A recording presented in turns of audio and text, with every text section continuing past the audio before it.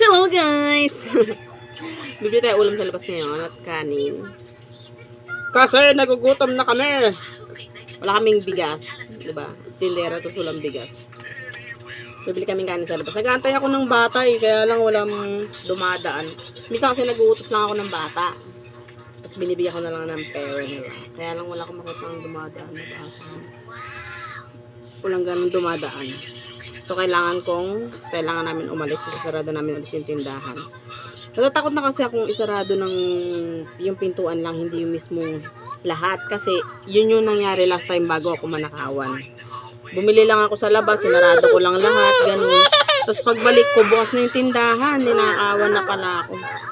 Kaya, kapag may nakikita akong bata, binibigyan ko na lang ng pera. Tapos, nakikisuyo ako dun sa labas.